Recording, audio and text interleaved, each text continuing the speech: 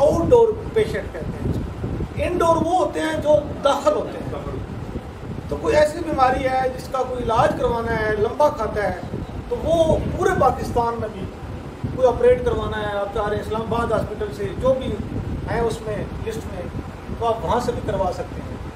तो अगर आपने सिर्फ चेकअप करवाना है तो वो डिवीज़न के अंदर जो है वो चेकअप की सहूलत मिली है। अच्छा, इसका प्रोसीजर क्या है? जब आपने हॉस्पिटल जाना है, पैनल वाले हॉस्पिटल में आप गए हैं, तो आप वहाँ पे एक स्टेट लाइफ इंश्योरेंस का नुमाइंदा बैठा हुआ, उसे आपने अपना कार्ड दिखाना है। वो कार्ड देख के आपकी जो भी आपने मेडिसिन लेनी है उससे रिलेटेड अप्रूवल लेगा कि ये बंदा आपको क्या है फलां जगह दफ्तर वो वेरीफाई करेगा। 15 मिनट उन्होंने टाइम दिया हुआ है। स्टार्ट में थोड़ा सा प्रॉब्लम आ रहा है कि ज़्यादा टाइम भी लग जाता है, इंशाल्लाह जैसे जैसे चलेंगे तो ये प्रॉब्लम कम हो जाएगी। तो बता रहे थे कि एक ऐसा प्रोसेस हम शुरू करेंगे कि विद इन हॉस्पिटल ही आपकी अप्रूवल हो जाए। अभी डाटा सारा इकट्ठा नहीं है, संबल्ड नहीं है, तरतीब में नहीं है, तो थोड़े प्रॉब्लम आ रहे हैं। तो इससे अपने इंशाल्लाह घबराना नहीं है। 15 मिनट में अप्रूवल आ जाएगी, फिर आपने मेडिसिन या जो भी चेकअप डॉक्टर के पास आपको रूटीन वाइज चेकअप जो है वो बता रहे थे कि एक ऐसा प्रोसेस, जो मेडिसिन आप बाहर से लेंगे वो मतलब आपको वहाँ से नहीं मिली तो वो आपने रीइंबर्स करवानी है। उसका एक शार्ट सा प्रोसीजर है। रीइंबर्स का प्रोसीजर आपको बताता हूँ कि वो आपने वो पहले वाला नहीं है कि वो वेरीफाई बड़ा लंबा खाता था, और अब आपने एक रीइंबर्स परफार्मा है वो हमारे पास अवेलेबल है, वो आपने फिल करना है और साथ डॉक्टर की ट्रांसक्रिप्शन लगानी है आपने। वो जो नहीं एडवाइस जिस पर लिखा होता है ये मेडिसिन चाहिए होती है, उसकी एक कापी लगा दें और एक स्टेट लाइफ कार्ड की कापी लगाएं, एक शनाख्ती कार्ड की कापी लगाएं और साथ वो मेडिसिन के बिल लगाएं। ये बिल लगा के फिलहाल क्लब में डॉक्टर साहब बैठे होते हैं, जो भी उनका अमला है वहाँ पे जमा करवा दें। इंशाल्लाह 3-4 दिन के अंदर अंदर आपके अकाउंट में पैसे आ जाएंगे। आपने ना उसके अंदर अकाउंट भी लिखना है। वो पहले होता था वहाँ से वेरीफाई करवाने हैं, वेरीफाई के बाद फिर इधर से फिर वो प्री ऑडिट जाते थे। अब वो ERP वाला system, pre audit medical reimbursement खत्म हो गया। अब ये वेरी क्विकली जो है ना ये आपके रीइंबर्स हो। आपका सवाल है कि सर कोई हॉस्पिटल पैनल पे नहीं है, मेरा डॉक्टर जानने वाला है, क्या मैं उससे बच्चे को चेकअप करवा सकता हूँ या कुछ? अच्छा, ये मामूली चेकअप नहीं जो होता 4-5 हज़ार रुपये लगते हैं, थोड़ी मेडिसिन ये वो, ये आपको अलाउ है। अगर पैनल पे हॉस्पिटल नहीं भी है, आप उससे बाहर भी जाएं, मतलब है आउटडोर पेशेंट चेकअप करवाना है तो आप चेकअप करवाएं डॉक्टर साहब से। डॉक्टर साहब की कंसल्टेशन फी, फिर वो जो मेडिसिन लिखी होगी उनके बिल, और फिर मैंने आपको बताया है कि साथ वो परफार्मा आपने फिल करना है और उसके साथ शनाख्ती कार्ड की कापी, स्टेट लाइफ कार्ड की कापी साथ लगा के आप भिजवा दें क्लब में। कैंपिंग ग्राउंड के अंदर क्लब है, वहाँ पे भिजवा दें आप, बाई हैंड किसी को भिजवा दें। इंशाल्लाह वो आपका ना अकाउंट उसके ऊपर लिखा हुआ है, हमने दिया हुआ है आप लोगों का अकाउंट, तो आपके अकाउंट में पैसे आ जाएंगे। ये रीइंबर्समेंट का नहीं बिल्कुल आपके पास हुआ है कि नहीं, पहले तो बिल गुम हो जाते थे और बड़े मसाइल होते थे इस तरह के, तो इस तरह की चीज़ों से हमें निजात मिलती। अच्छा, अभी हमने ये प्रोसीजर देखा है कि किस तरह हम मेडिसिन लेंगे।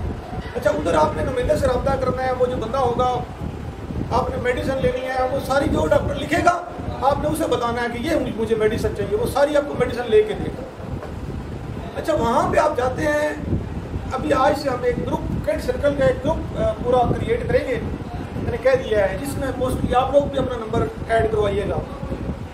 तो उस ग्रुप में आप किसी हॉस्पिटल में जाते हैं, वहाँ नुमाइंदा भी नहीं होता, कोई कोऑपरेट नहीं कर रहा, पैनल वाले अभी स्टार्ट में मसले हैं। आपने उस ग्रुप में एक वॉइस क्लिप करना है कि मैं फलां हॉस्पिटल में खड़ा हूँ, पैनल पे है ये हमारे, और इसमें कोई कोऑपरेट नहीं कर रहा हूँ। तो एक हमारा फोकल पर्सन का ग्रुप है, मैं उसमें फोकल पर्सन हूँ, जिसमें डॉक्टर्स भी हैं, तो हम उसमें करेंगे। और वो डॉक्टर जो हैं वो आपका नंबर मांगेंगे फ़ौरन, और आपसे रब्ता कर लिया जाएगा और आपको अकोमोडेट किया जाएगा। पता है ना, कॉल बड़ी अनाइट सी होती है, कॉल हर वक्त नाम बंदा फ्री होता है। अब जब से वो फोकल पर्सन का नाम आया है तो इतनी ज़्यादा कॉल आ रही हैं, तो कॉल नहीं सुनी जा सकती ना। डॉक्टर्स के पास टाइम है कि वो आपकी हर एक की कॉल सुने, समझ आ रही बात की। और इतने लोग हैं, ढेर सारे लोग हैं, और सारे लोगों की तो कॉल जो है ये मुश्किल हो जाता है। तो आपको इंशाल्लाह वो क्विकली जो है रिस्पांस दिया जाएगा। अभी आपने जाना है तो आपने जो बाकी आपके दोस्त हैं उनको भी प्रोसीजर बताना है। जी जी, उनको भी बताना है कि किस तरह हो। अच्छा, अब जब ये स्टेट लाइफ इंश्योरेंस का सुना है तो बहुत सारे लोग चाह रहे हैं कि हम जो अलाउंस लेते हैं 1 से 15 स्केल वाले, हम भी ये करवाएं, पॉलिसी करवाएं, पॉलिसी के तहत मेडिसिन। अच्छा, इसमें आपने एग्रीमेंट देखा होगा, वो 1 से 15 स्केल तक आई थिंक 5 लाख है, मुझे सिर्फ याद नहीं है, और 15 से ऊपर जो है वो 8 लाख है। इसके बारे में पूछा है तो ये उन्होंने एक अमाउंट फिक्स की हुई है, इससे ऊपर जो होगी वो गवर्नमेंट रेट के मुताबिक पे होगी। आपको इसके मुताबिक पे होगी। अगर आप मेडिसिन साल के अंदर इससे ज़्यादा ले लेते हैं तो अब जो है उसकी पेमेंट जो होगी आपको गवर्नमेंट रेट के ऊपर पेमेंट। आप कहीं महंगे हॉस्पिटल में चले जाते हैं, समझ आ रही बात, तो जो उससे एक्सीड करेगी वो गवर्नमेंट रेट की होगी। तो अभी हमने एक डिस्कस किया है प्रोसीजर, जो रीइंबर्समेंट है,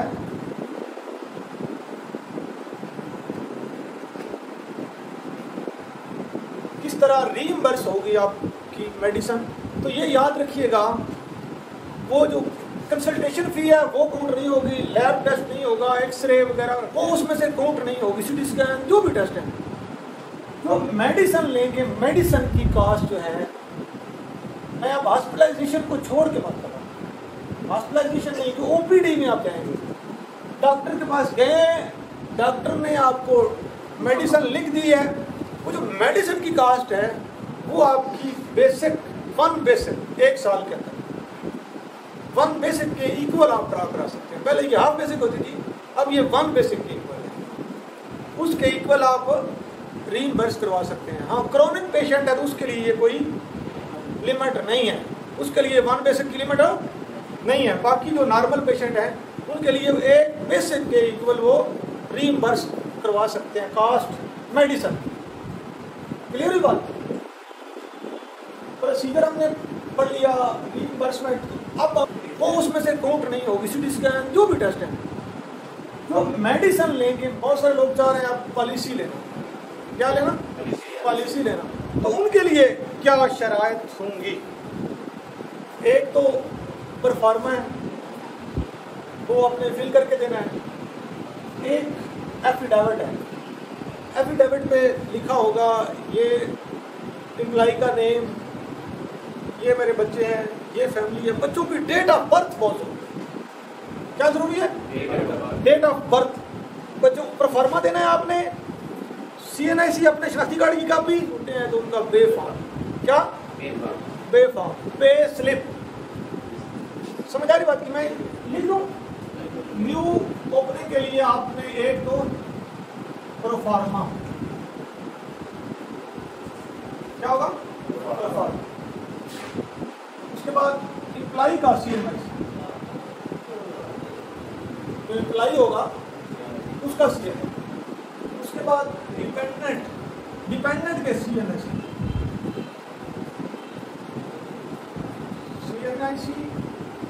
ऑब्लिक पे फॉर्म। एम्प्लॉय की पे स्लिप, छोटे हैं तो उनका पे फॉर्म, क्या पे फॉर्म, पे स्लिप। ये जो परफॉर्मा है इसके ऊपर 2 पिक्चर्स एम्प्लॉय की लगेगी, एक पिक्चर जो है वो डिपेंडेंट्स की लगेगी, जितने भी डिपेंडेंट्स होंगे। मैंने बोला है कि डेट ऑफ बर्थ आपकी एक्यूरेट होनी चाहिए उसके ऊपर पे फॉर्म पे, ऐसा ना हो कि एफिडेविट पे और लिखी हो और एक्चुअल पे फॉर्म पे और हो। डेट ऑफ बर्थ जो है आपकी वो उसके ऊपर। अच्छा, आपके पेरेंट्स, आपकी वाइफ, आपके बच्चे, नहीं सिस्टर, वो अगर फादर का है तो उस सिस्टर, पेरेंट्स और बीवी बच्चे, ये आपको उनके तो कार्ड मिलने चाहिए। उनको नहीं मिले तो वो भी हमें बताएं क्या मसला है, क्यों नहीं मिलता, हम उसको परसों नहीं, उन्हें सिर्फ एफिडेविट, जिनको कार्ड इशू हो गए सिर्फ एक एफिडेविट देना बस। ये तो सब पुलिस ही देना निकाल देना। क्या चीज़? ये नए, मैंने बोला न्यू ओपनिंग, तो अच्छा एक चीज़ इसमें रह गई है, उन्होंने जो 1500 लोन्स ले रहे हैं वो अपना डिडक्ट करवा के पे स्लिप से और डिडक्शन का प्रूफ भी देना है साथ के, अब 1500 लोन्स नहीं ले रहे हैं वो भी साथ लगाना है, ठीक है। तो तब ये ऊपर क्या चीज़ 1500 लोन्स वाला वो आप कटवाएंगे तो फिर पे स्लिप आपकी लगेगी, तो साथ वो नहीं बिजनेस अकाउंटेंट से कुछ नहीं लेना, पे स्लिप लगानी है तो डीडीओ के साइन होने हैं, उस पर वो देख लेगा कि इसकी पे स्लिप पे लगा हुआ तो नहीं है, डीडीओ के आपके हेड ऑफ डिपार्टमेंट के आपके साइन होने हैं, उस पर फार्मा आप देखेंगे ना उसके ऊपर पूरे साइन होंगे। तो उसमें मैंने बोला है कि ये जो है आपने कटवा के वो स्लिप साथ लगवानी है। चेंजिंग आनी है करेगा क्या मतलब आप रिक्वेस्ट देंगे वो उनका काम है, आगे छोड़ो, आप रिक्वेस्ट देंगे तो आपने डॉक्यूमेंट हाँ वो उनका काम है बाकी। तो ये थोड़े इकट्ठे आए इकट्ठे हम भेजें, एक एक करके नहीं इकट्ठे। बहुत सारे लोग हैं जो ये कहते हैं कि मेरी वाइफ का नाम नहीं आया उसके अंदर, मेरे बच्चों का नाम नहीं आया, वो अपडेट करवाना चाहते हैं। क्या करवाना चाहते हैं? अच्छा, उसके लिए एक अलहदा से परफॉर्मा है, वो भी आपको शेयर कर दिया जाएगा। बाकी उसका सेम प्रोसीजर है, एक तो वो लोन्स डिडक्शन वाला नहीं, उसमें परफॉर्मा होगा, CNIC उनके एम्प्लॉय का CNIC और डिपेंडेंट का CNIC, अगर छोटे हैं तो बेफाम, ठीक है। और उसके बाद बेसिक और एफिडेविट परफॉर्मे के ऊपर, परफॉर्मा है उसके ऊपर डेट ऑफ बर्थ, नेम बच्चों के जो भी फैमिली में ऐड होने हैं वो लिखे होने चाहिए, और साथ एक एफिडेविट के ऊपर भी लिखे होने चाहिए, अलग से एफिडेविट बना हुआ है, मैं आपको दिखा देता हूँ। बहुत सारे लोग हैं जो ये कहते हैं कि बच्चों के फैमिली के नेम वगैरह लिखे जाए, और आगे ये पहला खाना नेम है, फिर रिलेशन है आपका क्या है, बेटा है बेटी है, CNIC है या बेफाम जो भी है, डेट ऑफ बर्थ उसकी, और एज ऑन 1/7/2024, 1/7 को उसकी एज कितनी है।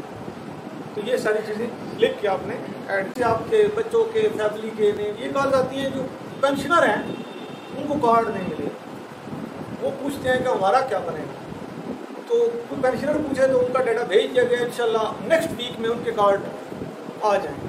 तो उन्होंने भी प्रोसीजर जो अडॉप्ट करना है तो यही प्रोसीजर अडॉप्ट करना है। इसी तरह आप लोग का सवाल इस तरह नहीं,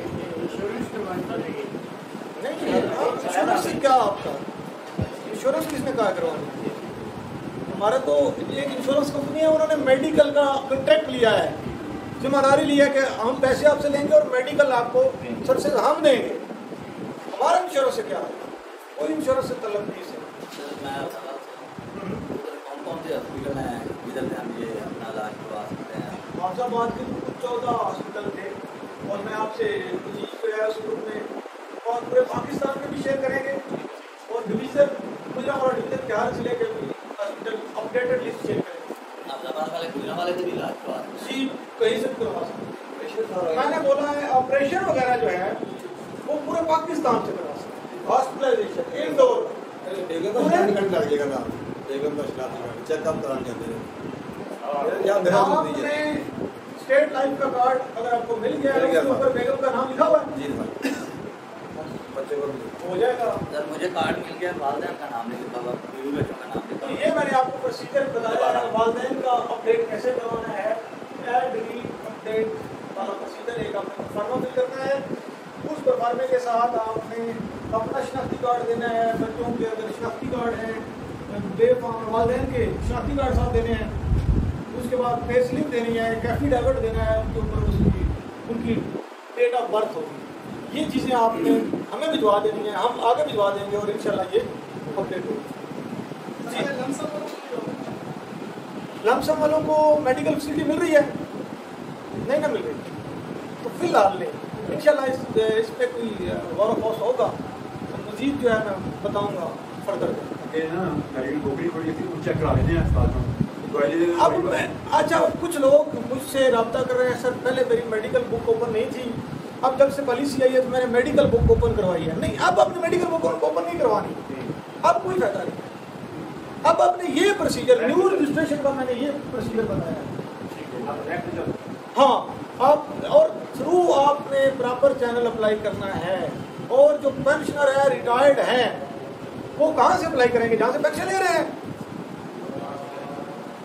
जहाँ से वो लास्ट पे उन्होंने लिया है, जिस दफ्तर से रिटायर्ड हुए हैं, वहाँ से अप्लाई करेंगे। याद रखिएगा, आपसे पूछेंगे कि मैं पेंशन तो ले रहा हूँ, इस दफ्तर से मैं रिटायर्ड हुआ था, हेडक्वार्टर से, तो मैं आप कहाँ अप्लाई करूँ? और आप लोग का सवाल इस तरीके